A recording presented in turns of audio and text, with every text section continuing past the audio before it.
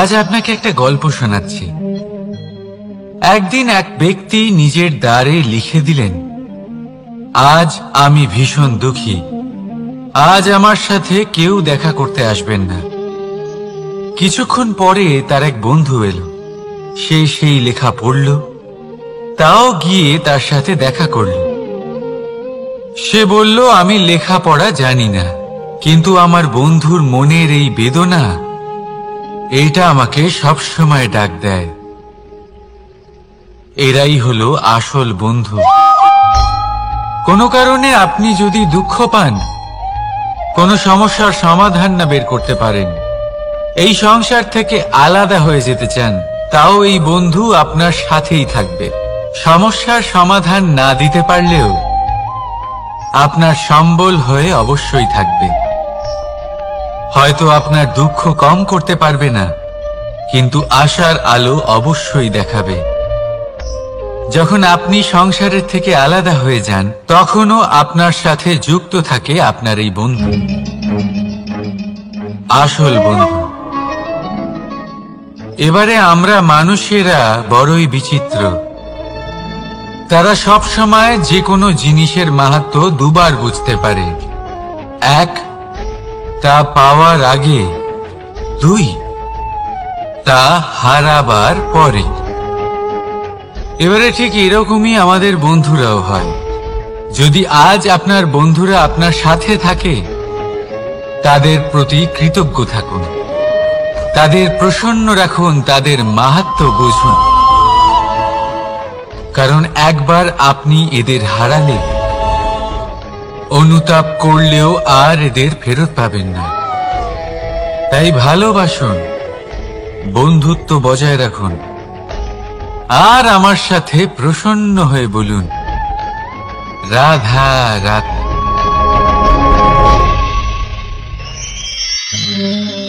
আমাদের মধ্যে বহু মানুষ মাঝে মাঝে নিজেকে অকর্মণ্য মনে করি। ভেবে নিই যে এত চেষ্টা করার পরেও কিছুই পেলাম না, আর হয়তো পরেও কিছুই পাব না। আর সেই জন্য নিজের জীবনের সমস্ত বোঝা অন্য কারোর কাঁধে চাপিয়ে দিই, নিজের ওপরে বিশ্বাস হারিয়ে ফেলি।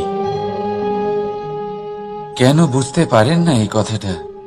যে যতক্ষণ না পায়ে কোনো কাঁটা ফুটবে, ব্যক্তি কি করে বুঝতে পারবে যে এরপর থেকে নিচে তাকিয়ে চলতে হবে?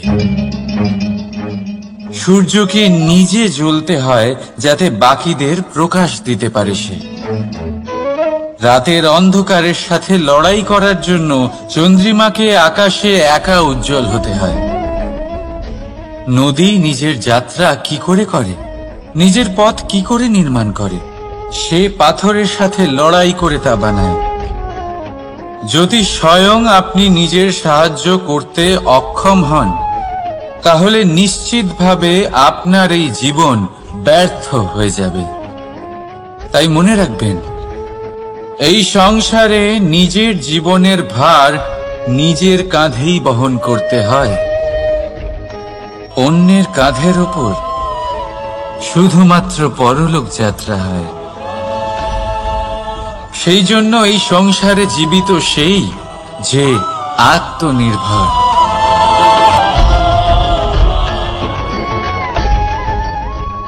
রাধা রাধা।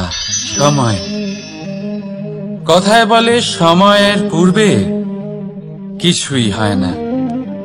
প্রতিটা ঘটনার একটা সময় থাকে।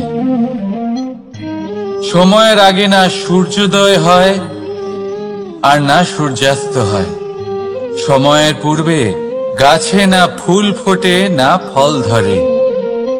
কিন্তু একটা কথা ভেবে দেখুন, যদি বর্ষা আসার আগে কৃষক ভূমিকে না প্রস্তুত করে, বীজ রোপণ না করে, তাহলে কি ফসল ফলবে? যদি কোনো যোদ্ধা যুদ্ধের পূর্বে নিজের অস্ত্রের ধার না দেয়, তাহলে সে যুদ্ধ কি করে লড়বে? এর মানে এটাই হলো যে সময় আপনার যখন আসার তখন অবশ্যই আসবে, কিন্তু ততক্ষণ এটাও গুরুত্বপূর্ণ যে আপনি নিজেকে তার জন্য তৈরি রাখুন। কারণ এই সুযোগ, এই কথাটা শুনতে যত ছোট, এটা আসেও ততটা কম সময়ের জন্য, তারপর চলেও যায়। এবার যদি সুযোগ আপনার হাতে আসে আর আপনি তার জন্য তৈরি না থাকেন, তাহলে আপনি সাফল্য কি করে পাবেন? তাই আপনি সঠিক সময়ের জন্য অপেক্ষা করুন, সেই সুযোগের জন্য অপেক্ষা করুন, কিন্তু ততক্ষণ নিজের চেষ্টার দ্বারা নিজেকে আরো সক্ষম করে তুলুন, কারণ সাফল্য আপনার জন্য অপেক্ষা করছে, শুধু আপনি তার জন্য তৈরি থাকুন। রাধা রাধা। কথা মানুষের পাওয়া সবচেয়ে অদ্ভুত উপহার। এই কথাই মানুষকে এই সংসারের সমস্ত প্রাণীর থেকে ভিন্ন করে তোলে, সংসারের সবচেয়ে উপরে নিয়ে যায়। এই কথার কারণেই আমরা একে অপরের সাথে ভাব আদান প্রদান করি। আমি আমার মনের ভাবনা অন্য কাউকে ব্যক্ত করতে পারি, অন্য কেউ তাদের ভাবনা আমাকে ব্যক্ত করতে পারে। এই কথাই আমাদের সবচেয়ে বড় ঢাল। এবারে দেখুন, আপনি নিশ্চয়ই লক্ষ্য করেছেন, কারোর কথা মধুর হলে লোকে তাকে ভালোবাসে, তাকে নিজের বন্ধু বানায়। সেইভাবেই যদি কারোর কথা কঠোর হয়, তাহলে লোকে তাকে ঘৃণা করে, তাকে নিজের শত্রু মনে করে। এই কথাই ভাষা হয়ে আমাদের ইতিহাস রচনা করে। তবে আমরা কি সত্যি বাণীর বিষয়ে অতটাই ভাবি যতটা আমাদের ভাবা উচিত? ভেবে দেখুন, মানুষের কথা বলতে শিখতে কত সময় লাগে। কোনো বালক 1.5 বছর বয়সে কথা বলতে শেখে, কেউ 2 বছরে, কেউ 3। এবার দেখুন, মানুষ 1.5 বছর বয়সে কথা বলতে শিখে গেলেও তার কি বলা উচিত এটা সারা জীবনেও শিখতে পারে না। এর উপরে মনোনিবেশ করুন, এটা বোঝবার চেষ্টা করুন কি বলা উচিত। নিজের কথা শুদ্ধ করুন, নিজের কথা মধুর করুন, আর সেই মধুরতার সাথে আমার সঙ্গে বলুন, রাধা রাধা। এই লক্ষ্য আসলে কি? এই লক্ষ্য তাই যা আমরা পেতে চাই। এই সংসারে সুখী কে হয়? সুখী সেই যে তার লক্ষ্য পেয়ে গেছে। দুঃখী কে হয়? দুঃখী সেই যে তার লক্ষ্য এখনো পায়নি। এবারে প্রশ্ন এখন এটাই যে লক্ষ্য সবাই পেতে চায়, লক্ষ্য পাওয়ার জন্য সবাই প্রাণপণ চেষ্টাও করে, তাহলে সবাই তাদের লক্ষ্যে পৌঁছতে পারে না কেন? ঠিক আছে, কোথাও না কোথাও কিছু না কিছু কমতি থেকেই যায়, যাই বাধা থাক। আজকে আমি আপনাকে একটা উপায় বলবো এই লক্ষ্য পাওয়ার জন্য। একটা কাগজ নিন, তাতে একটা চিহ্ন বানান, সেটাই হবে আপনার লক্ষ্য। এবারে সেই লক্ষ্যে পৌঁছানোর একটা পথ বানান। এবারে এই যাত্রাকে ভিন্ন ভিন্ন ভাগে বিভাজন করে দিন। এবারে এটা হলো আপনার পরিকল্পনা। এবার এই পরিকল্পনা ক্রমানুসারে আপনি পালন করতে থাকুন, এটাই হবে আপনার চেষ্টা। এবার এইভাবে যদি আপনি চেষ্টা করতে থাকেন, যাই আপনার কল্পনা হোক না কেন তা বাস্তব অবশ্যই হবে। তাহলে এই কল্পনাকে বাস্তবে রূপান্তরিত করুন। এইভাবেই নিজের পরিকল্পনা পালন করতে থাকুন। আপনার যাই কল্পনা থাকুক বা যাই লক্ষ্য থাকুক, তা বাস্তবে পরিণত হয়ে আপনার হাতে অবশ্যই আসবে। রাধা রাধা। বাবার এক মিত্র ছিলেন, বড়ই দুঃখী ছিলেন, বিপদে পড়েছিলেন। কি করবেন? ব্যবসা ভালোভাবে চলছিল না, বাড়িতে শান্তি ছিল না, সমস্ত জায়গায় ক্ষতি হচ্ছিল। তাই উনি একজন জ্যোতিষীকে দেখালেন। জ্যোতিষী বললেন, আপনার যে বাড়ি আছে সেটা আপনার জন্য অশুভ, আপনার এই বাড়ি পাল্টে ফেলুন। উনি বাড়ি পাল্টে ফেললেন, তবুও ওনার সমস্যার সমাধান হলো না। তারপর একজন জ্ঞানী ব্যক্তি ওনাকে বললেন যে আপনার জামা কাপড়ের যে রং সেটা বিপদকে আমন্ত্রণ জানাচ্ছে, এই জামা কাপড়গুলিকে পাল্টে ফেলুন। উনি সেগুলো পাল্টে ফেললেন, তাও সমস্যার সমাধান হলো না। আবার একজন জ্ঞানী ব্যক্তি বললেন যে আপনার আশেপাশে যে মানুষজন রয়েছে তারা এটা চায় না যে আপনি সফল হন, তারা আপনার ক্ষতি চায়, তাদের সাথে সমস্ত সম্পর্ক ভেঙে ফেলুন।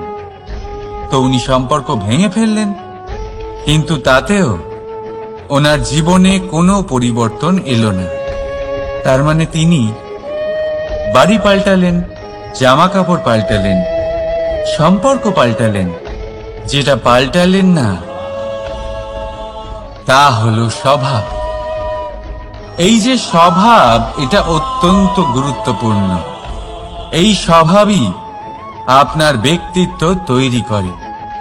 তাই নিজের স্বভাব শুধরে ফেলুন, তাতে ভালো পরিবর্তন আনুন, সবকিছু ভালোই হবে। রাধা রাধা। ক্রোধ। লোকে বলে যে এই ক্রোধ পাপেরই মূল, কিন্তু সত্যি কি এই ক্রোধ পাপের মূল? একটু ভেবে দেখুন, এই ক্রোধ বাস্তবে আসলে কি? এই ক্রোধ একটা অনুভূতি যা আপনার মধ্যে হঠাৎই অসীমিত তেজ সঞ্চালন করে। এবারে আমি আপনাকে কিছু উদাহরণ দিচ্ছি যাতে আপনি বুঝতে পারেন যে ক্রোধ আপনার জন্য ভালো কি না। যদি কারোর সাথে অন্যায় হয় আর এটা দেখে আপনার ক্রোধ হয়, আর এই ক্রোধ আপনাকে তার সাহায্য করতে প্রেরণা যোগায়, তাহলে এই ক্রোধ অবশ্যই ভালো। যদি কোথাও আপনি দেখেন যে কোনো নারীর উপরে অত্যাচার হচ্ছে আর সেটা দেখে আপনার ক্রোধ হয়, আর এই ক্রোধ আপনাকে তার সাহায্য করতে সাহস যোগায়, তাহলে এই ক্রোধ অবশ্যই ভালো। যদি এই সংসারে কোথাও আপনি কোনো অনৈতিক কাজ বা ছলনা দেখেন আর আপনার তাতে ক্রোধ না হয়, কিছুই অনুভব করেন না, তাহলে এটা কাপুরুষতা। তার মানে এটাই যে আপনি আপনার মনুষ্যত্ব হারিয়ে ফেলেছেন।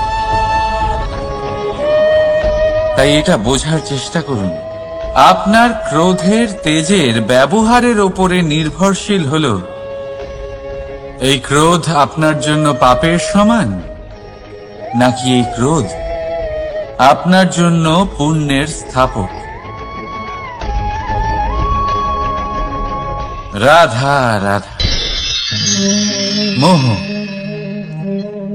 শাস্ত্রে লেখা আছে যে মোহ শুধু সেই ব্যক্তিকেই নয়, বরং সেই আরেক ব্যক্তিকেও বিনাশ করে দেয় যার ওপরে সেই মোহ আছে।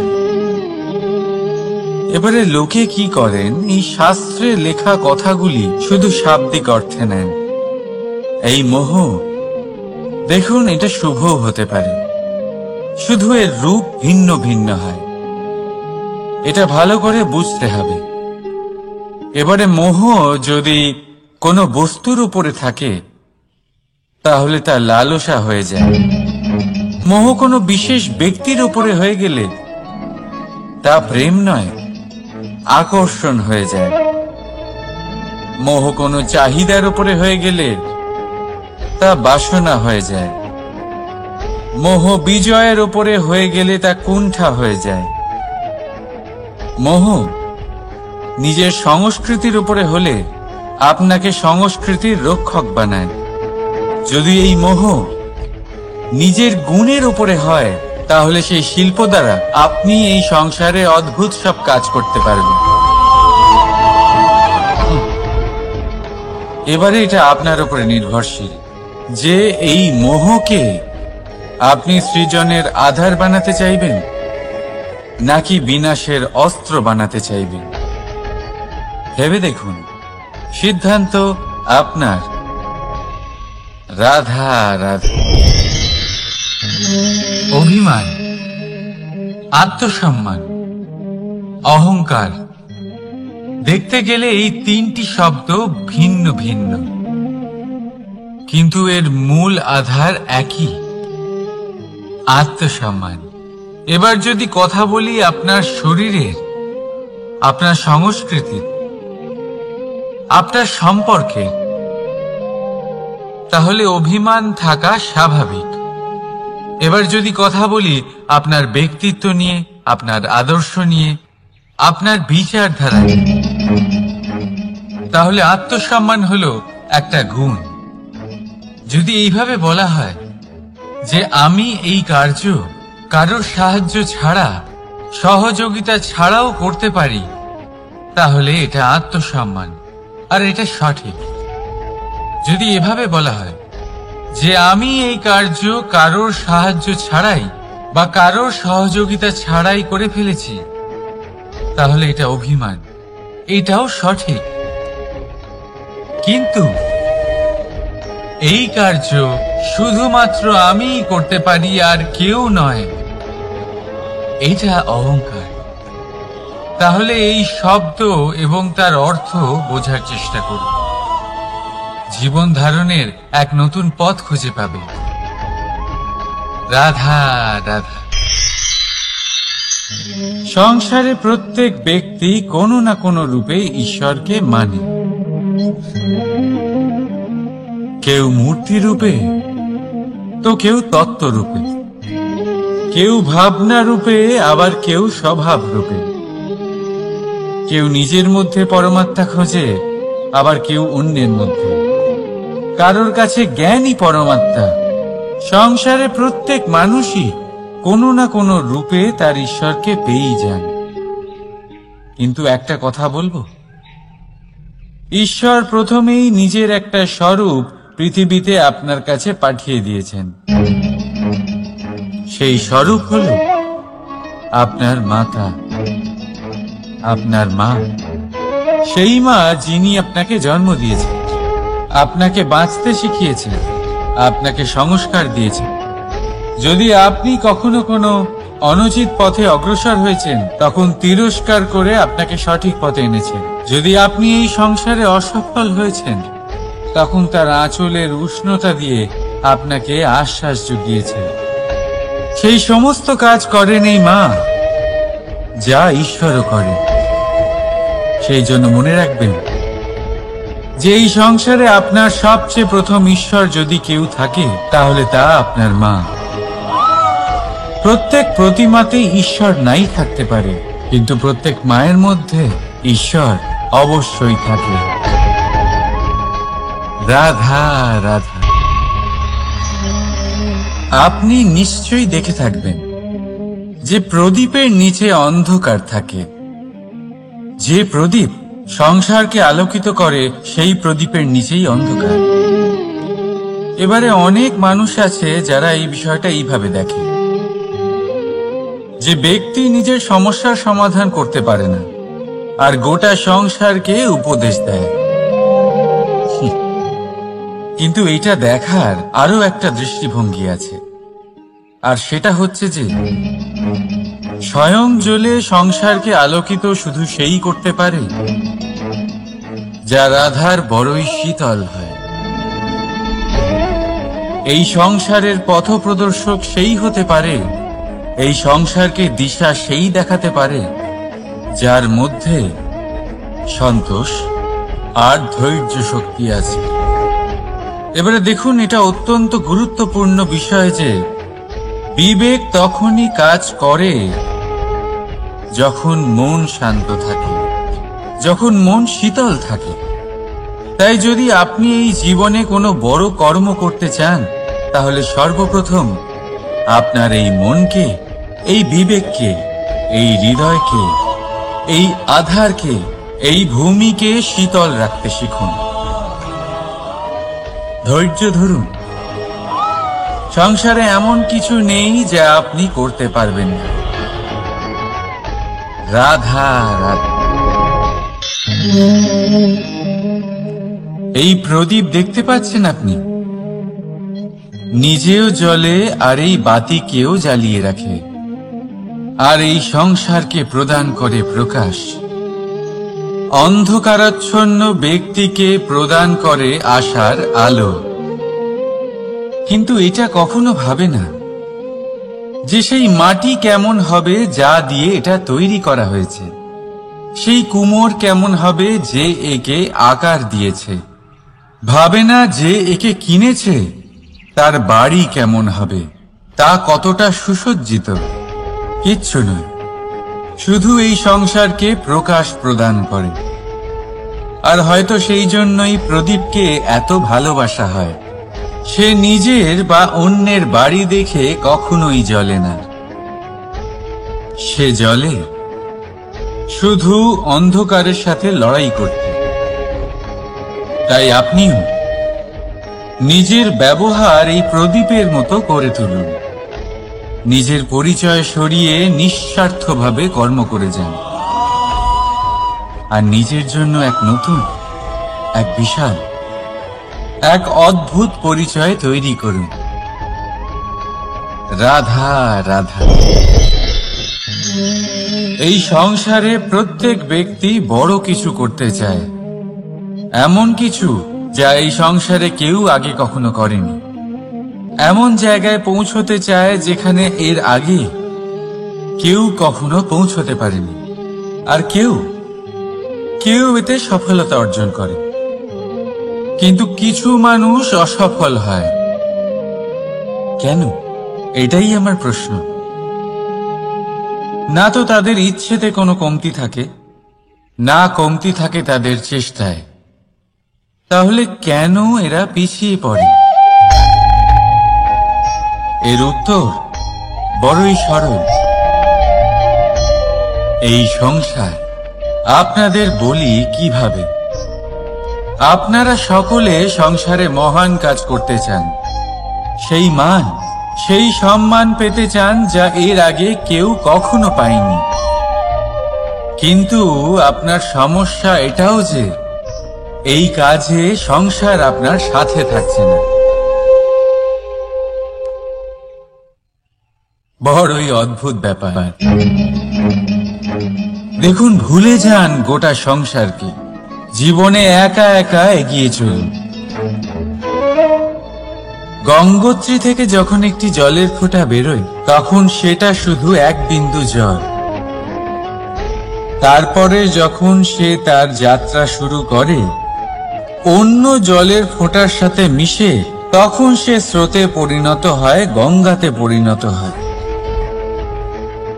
যদি আপনি জীবনে এগোতে চান তাহলে একলা এগোতে শিখুন। নির্ভীক হয়ে, সাহসের সাথে, ধনাত্মক চিন্তা নিয়ে জীবনে এগিয়ে চলুন, একা এগিয়ে চলুন। আর দেখবেন সেই মান, সেই সম্মান আপনার জন্যই অপেক্ষা করে আছে। রাধা রাধা। কর্ম। মানুষ সর্বদা কর্ম করতে থাকে, আর এই কর্মের জন্যই সে মান, সম্মান, ধন, প্রতিষ্ঠা লাভ করে। এবার মানুষ সবসময় চেষ্টা করে যাতে সে ভালো কর্ম করে যায়। তাহলে আপনাকে বলি, শুধু ভালো কর্ম করাই আবশ্যক নয়, তার থেকে বেশি জরুরি হলো এই খারাপ কর্মকে বোঝা আর তার থেকে দূরে থাকা। কারণ যখনই আপনি কোনো সঠিক কাজ করেন বা ভালো কাজ করেন, কেউ তা মনে রাখে না। কিন্তু এই সংসারে বিষয়টা হলো এরকম, আপনি একটা খারাপ কর্ম করুন আর সেটা সবার মনে থাকে। এই খারাপ কর্ম কাজলের এক কৌটোর মতো হয়। আপনি যতই চেষ্টা করুন বাঁচিয়ে ব্যবহার করার, কিন্তু এই কালিমা কোথাও না কোথাও অবশ্যই লেগে থাকে। সেই জন্য জীবনে ভালো কর্ম অবশ্যই করুন, কিন্তু তার থেকেও বেশি জরুরি হলো এই খারাপ কর্মের থেকে দূরত্ব বজায় রাখা। আর এটা অবশ্যই করব। রাধা রাধা। সংসারে সমস্ত জায়গায় এই ব্যবসা চলতে থাকে।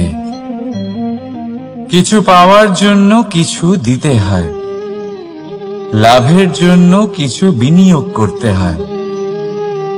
যদি কারোর অনুভূতি জানতে হয়, তাহলে নিজের অনুভূতিকে ব্যয় করতেই হবে। এবার দেখুন না, কারোর আসল চেহারা যদি জানতে হয়, তাকে স্বাধীনতা দিয়ে দেখুন। যদি কারোর মনের শুদ্ধতা জানতে হয়, তাহলে তাকে ঋণ দিন। যদি কারোর গুণ জানতে হয়, তাহলে তার সাথে একসঙ্গে বসে ভোজন করুন। যদি কারোর ধৈর্যের পরীক্ষা নিতে হয়, তাহলে তাকে তার প্রিয় কাজ করতে বারণ করে দেখুন। যদি কারোর ভালো দিক জানতে হয়, তাহলে তার থেকে পরামর্শ নিয়ে দেখুন। এক অনুভূতির বদলে অন্য এক অনুভূতি বিনিময় করতে হয়। কিন্তু এই সংসারে একটাই এমন অনুভূতি আছে, যেটা দেখার জন্য, যেটা পাওয়ার জন্য আপনাকেও ঠিক সেই অনুভূতিটাই দিতে হবে। আর সেটা হলো প্রেম। যদি কারোর ভালোবাসা দেখতে হয়, তাহলে তাকে নিঃস্বার্থ ভালোবাসা দিন। যদি কারোর থেকে ভালোবাসা পেতে চান, তাহলে তাকে নিঃস্বার্থ পরিশুদ্ধ ভালোবাসা দিন। রাধা রাধা। কথায় আছে, সময়ের পূর্বে আর ভাগ্যের বেশি কেউ কিছুই পায় না। এবার এর মানে কি এটাই যে আপনি শুধুমাত্র সময়ের অপেক্ষা করবেন, সবকিছু নিজের ভাগ্যের উপর আর কপালের উপরে ছেড়ে দেবেন, নিজে কিছুই করবেন না? যদি আপনি এরকম করেন, তাহলে আপনি একটা বস্তু অবশ্যই পাবেন: নিরাশা, অসফলতা। এবারে আপনি বলবেন, যদি সবকিছুই ভাগ্য আর সময়ের উপরে নির্ভরশীল হয়, তাহলে আমরা কি বা করতে পারি? করতে পারেন চেষ্টা, পরিশ্রম।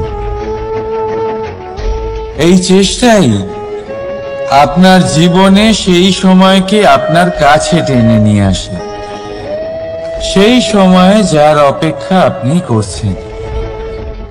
আর এই ভাগ্য তার সামনেই নত হয় যে সর্বদা পরিশ্রম করতে থাকে। রাধা রাধা।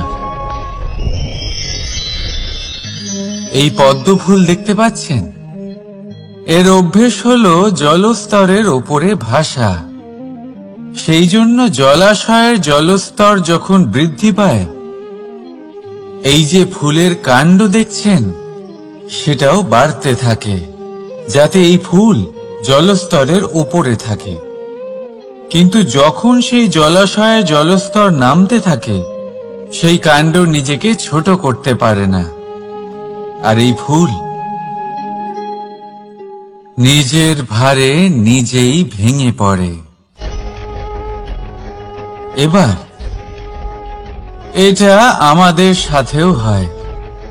সময়ের সাথে আমরা জীবনে যত সাফল্য পাই, আমাদের জীবনের স্তর বাড়তে থাকে। আর যখন আমাদের সংস্থান কমতে থাকে, আমরা সেই জীবন স্তর ছাড়তে পারি না। আর শেষ পর্যন্ত সেই জীবন স্তরের কারণেই ভারাক্রান্ত হয়ে শেষ হয়ে যায়। সেই জন্য যদি কিছু রাখতে হয় তাহলে তা হলো দৃষ্টিভঙ্গি। সাধারণভাবে জীবন যাপন করতে শিখুন। সময়ের চক্রও আপনাকে মাত দিতে পারবে না। রাধা রাধা।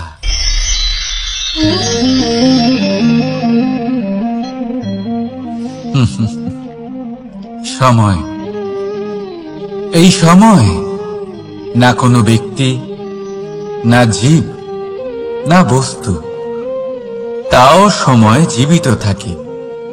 এই সময়ে না জল, না অগ্নি, আর না বায়ু, কিন্তু তাও আমাদের জীবনের আধার এই সময়। দেখতে গেলে মানুষ এই সময়ের হাতের খেলনা। কখনো আমাদের সময় ভালো হয়, আবার কখনো খারাপ। কেউ সময় আসার প্রতীক্ষা করে, আবার কেউ সময় যাওয়ার প্রতীক্ষা করে। কিন্তু এই সময় কারোর হাতে ধরা দেয় না। এই সময় যা কেউ দেখতে পায় না, এটা সবাইকে সবকিছু দেখিয়ে যায়। দেখিয়ে যায় যে আপনকে আর পরকে, আমাদের শুভাকাঙ্ক্ষীকে আর ক্ষতিকে চায়, আমাদের মিত্রকে আর আমাদের শত্রুকে। এই সময় আপনাকে দেখায় যে আপনি কতটা শক্তিশালী। সেই সময় আপনাকে দেখিয়ে যাবে আপনি কতটা দুর্বল।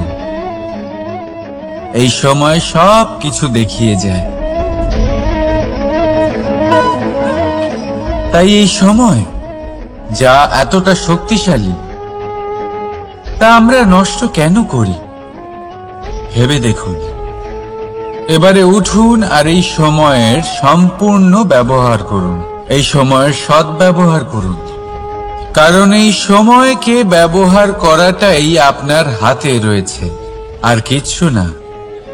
আর এই সময় একবার বয়ে গেলে তখন যাই করুন না কেন, কখনো ফেরত আসবে না। সময়ের সদ্ব্যবহার করুন আর সবার মধ্যে আনন্দ ছড়ান। আর আসুন আমার সাথে ভালোবেসে বলুন, রাধা রাধা।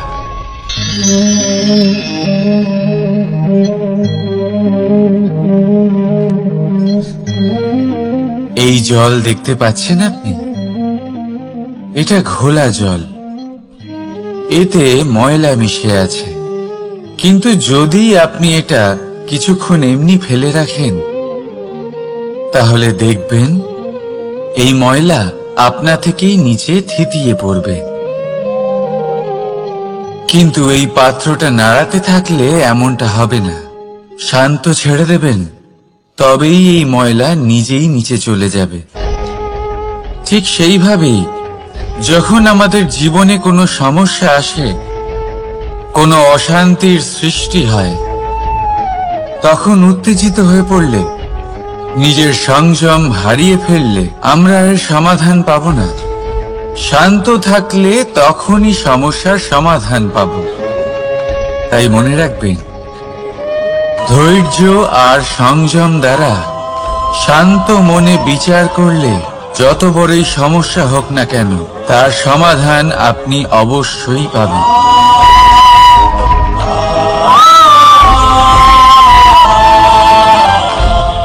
কারণ অশান্তির সমাধান শুধুমাত্র শান্তি। রাধা রাধা।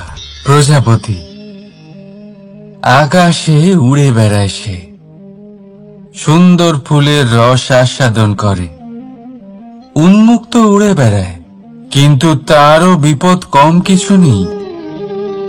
যেমন হলো পতঙ্গ, জন্তু এই প্রজাপতিকে নিজের আহার করে নেয়। তাকে এদের থেকে সাবধানে থাকতে হয়। সত্য হলো এটাই যে এই প্রজাপতি ততদিনই সুরক্ষিত থাকে যতদিন এদের পাখনা বৃদ্ধি পায় না। যখন এরা এদের খোলসের মধ্যে থাকে, যখন না কারো দৃষ্টি এদের উপর পড়ে আর না কোনো শত্রু এদের আঘাত করতে পারে, কিন্তু তখন তারা বন্ধ থাকে, অবিচল নিশ্চল থাকে। এই সুন্দর সংসার দেখার জন্য, এই সুন্দর আকাশ পাওয়ার জন্য তাকে তার সুরক্ষা ক্ষেত্র থেকে বাইরে বেরিয়ে আসতেই হয়। আর এটাই জীবনের নিয়ম। মানুষের সাথেও ঠিক এরকমই হয়। যদি মানুষ বিশ্রাম আর সুরক্ষা এদের বন্ধন থেকে না বেরোয়, তাহলে সে জীবিত অবশ্যই থাকবে, কিন্তু জীবন ধারণ করতে পারবে না। কারণ যদি জীবনে বড় কিছু করতে হয়, বড় কোনো কিছু পেতে হয়, সাফল্যের শিখর অবধি পৌঁছতে হয়, তাহলে সর্বপ্রথম আপনাকে নিজের সুরক্ষা ক্ষেত্র থেকে বেরিয়ে আসতেই হবে। এই আরামকে ত্যাগ করতেই হবে। তবেই আপনি সফল হতে পারবেন। তবেই আপনি এই প্রজাপতির মতো আকাশে উড়ে বেড়াতে পারবেন।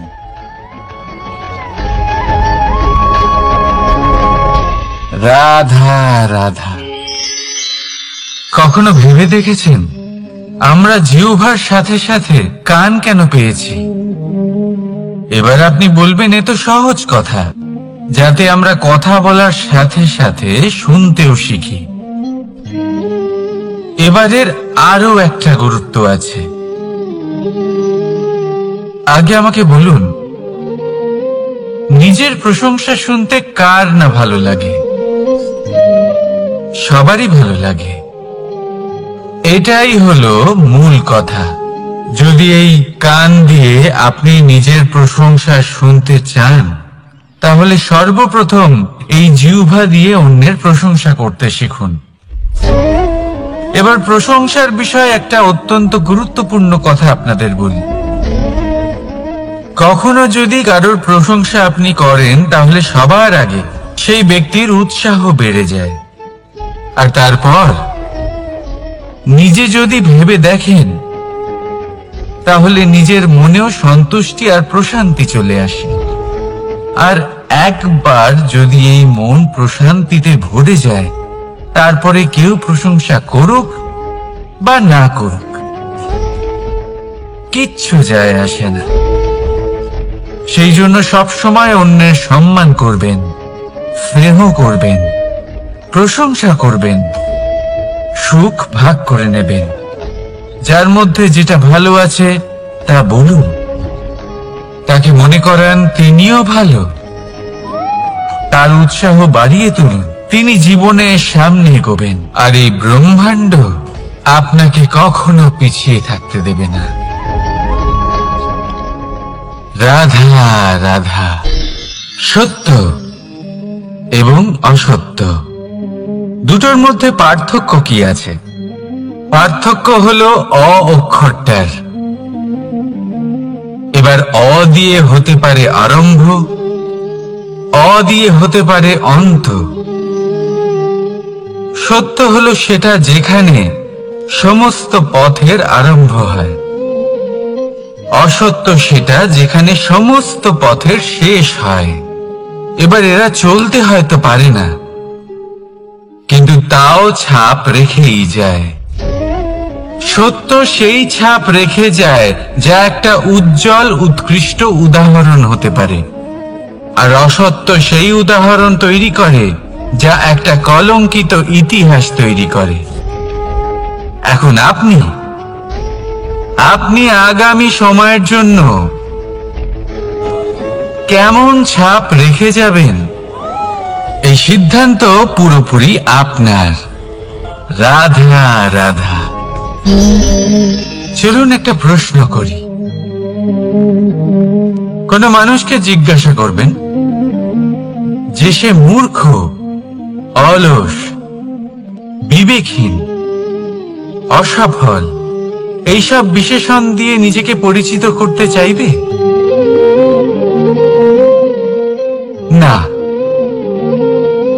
কাউকে জিজ্ঞাসা করুন, আপনি কি মূর্খ? না। আপনি কি অসফল হয়েছেন? না। আপনি কি বিবেকহীন? না। এবার বলুন, আপনি জীবনে মূর্খ বিবেকহীন হবার জন্য কোনো ভালো পরিকল্পনা বানিয়েছেন? উত্তর পাবেন না। কারণ কোনো পরিকল্পনা বানানো হয় না যাতে আপনি মূর্খ বা অসফল হন। মানুষ মূর্খ বা অসফল তখন হন যখন কোনো পরিকল্পনাই থাকে না। দেখুন, একটাই ছোট জীবন, তাকে স্থির করুন যাতে অনেক বেশি সংখ্যক মানুষকে আপনি জুড়ে রাখতে পারেন, অনেক বেশি শান্তি পেতে পারেন, অধিকতর সাফল্য লাভ করতে পারেন, বেশিরভাগ মানুষের পথপ্রদর্শক হয়ে তাদের মঙ্গল করতে পারেন। অসফল হয়ে বাড়িতে বসে থাকার চেয়ে ভালো হলো যে আপনি একটা পরিকল্পনা করে অসফল হন, কারণ তখন আপনার কাছে আরো একটা বিকল্প থাকবে, একটা নতুন পরিকল্পনা বানানোর, তাকে সার্থক করার। কারণ এমন কোনো পরিকল্পনা তো অবশ্যই থাকবে যা আপনাকে আপনার লক্ষ্যে পৌঁছে দেবে, তাই তো? রাধা রাধা।